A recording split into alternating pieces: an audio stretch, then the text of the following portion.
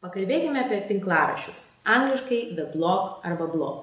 Tai internetinė technologija leidžianti publikuoti asmeninius ar grupinius straipsnius internete, dažniausiai atbuline chronologinė tvarka, priskiriant įrašus kategorijoms ir raktinius žodžius arba žymas, angliškai tag.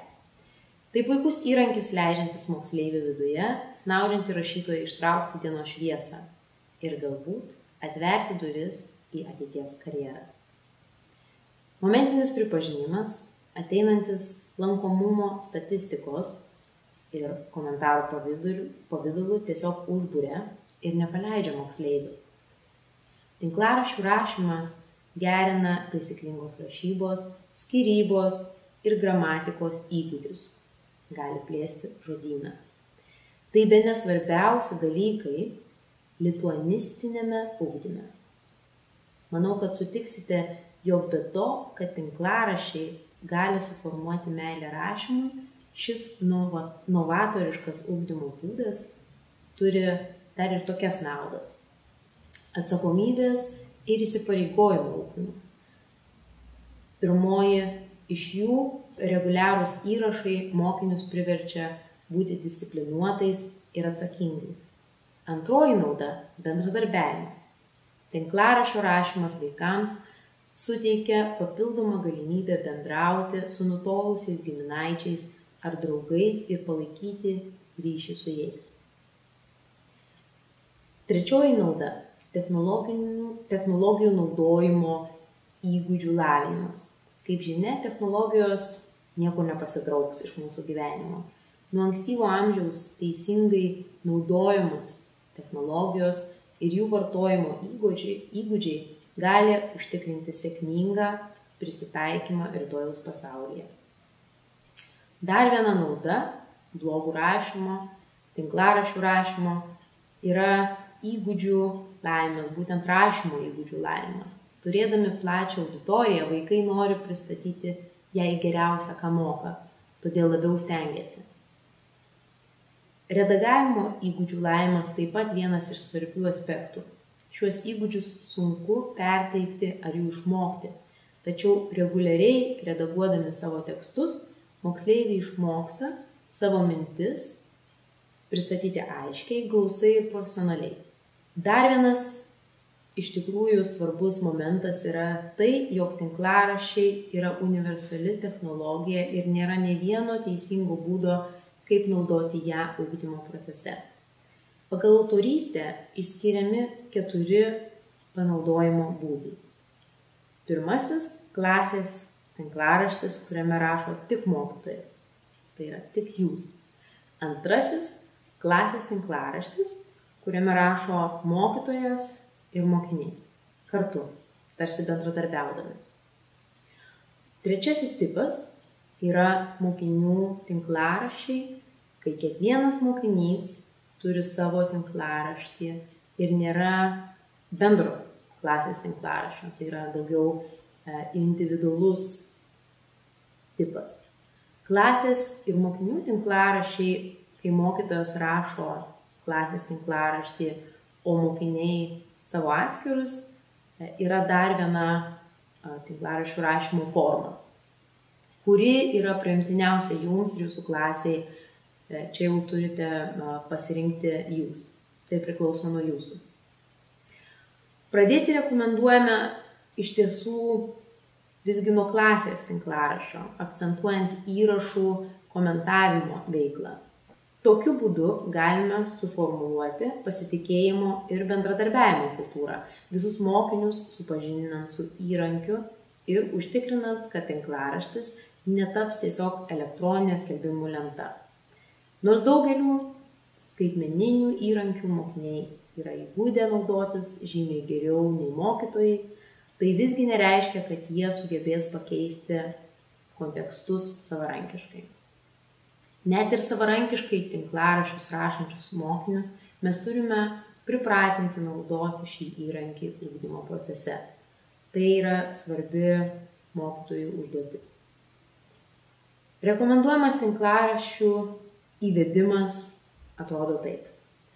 Pirmiausia, patartina, jog mokytojas turėtų rašyti klasės tinklaraštį pats. Antras žingsnis būtų, jog mokiniai turėtų teisę ir galimybę komentuoti tame tinklaraštyje. Trečias žingsnis, mokiniai svečių teisėmis publikuoja įrašus klasės tinklaraštyje. Ketvirtas žingsnis, mokiniai rašo savo tinklaraščius. Pereinama prie individualių tinklaraščių savarankiškumo. Kitas svarbus klausimas aptarti, kalbant apie šią temą, tai yra skaitmeninis pėdsakas ir mokytojo vaidmuo. Prieš imantis kurti klasės tinklaraštį turime aptarti skaitmeninį pėdsaką ir jūsų vaidmenį jame. Ne visada įsisąmoninama, kad tai, kas pateko į internetą, skaitmeninę erdvę, liks ten ir bus pasiekiama labai ilgai. Net pašalinus įrašus, nuotraukas ar komentarus, jie lieka. Pavyzdžiui, Google serveriuose ar interneto archyvavimo tarnybose. Todėl turime kartu su mokiniais ar jų tėvais nuspręsti, ar tinklaraštyje mokiniai pasirašys pilnu vardu ir pavardę, bei aptarti įrašų ir komentarų taisyklės, kad vėliau netektų gailėti dėl karštos jaunos galvos ar ne vietoje ir ne laiku įrašyto komentaro pasirašant savo vardu ir pavardę. Tai yra puikia proga su moksleiviais dar kartą pasikalbėti apie skaitmeninius pėdsakus ir paskatinti interneto technologijas vartoti atsakingai. Tai svarbus mokytojo vaidmuo ir būtent tinklaraščiai galėtų būti platforma, įrankis, ir puikia proga apie tai kalbėti. Čia galime taipogi užsiminti apie kokybiško komentavimo įgūdžių lavinimą. Kaip parodo praktika, jei komentavimas yra paliekamas savieigai ir kokybiško komentavimo įgūdžiai nėra lavinami, mokiniai apsiriboja komentarais. Geras įrašas arba man patinka tavo tinklaraštis. Ir tiek. Nors tokie komentarai yra pilni entuziazmo, jie neprisideda prie skaitmeninio raštingumo ugdymo.